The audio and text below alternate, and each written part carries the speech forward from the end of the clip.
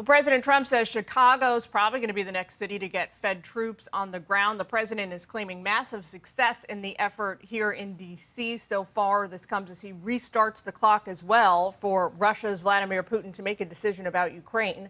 Senior White House correspondent Peter Doocy has those details tonight. Hi, Peter.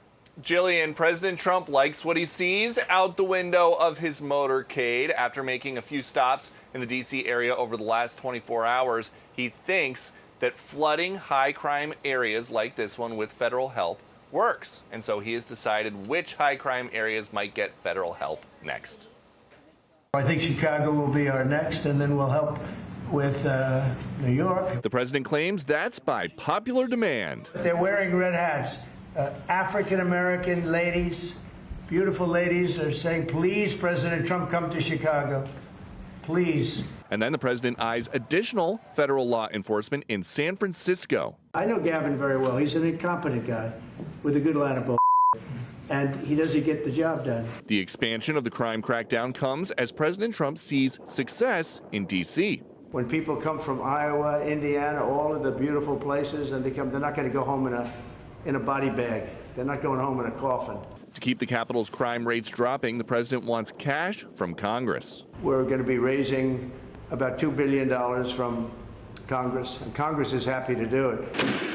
Within 2 weeks, the president says a decision is coming about Russia. Whether or not it's massive sanctions or massive tariffs or both, or do we do nothing and say it's your fight? That's after an American-owned factory in Ukraine was destroyed by a Russian missile. I'm not happy about it.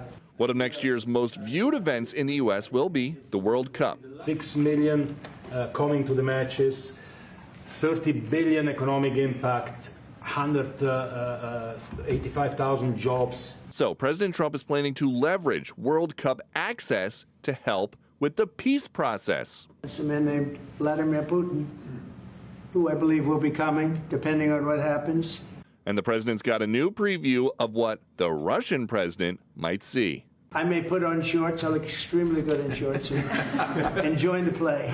No, it's going to be a lot of fun.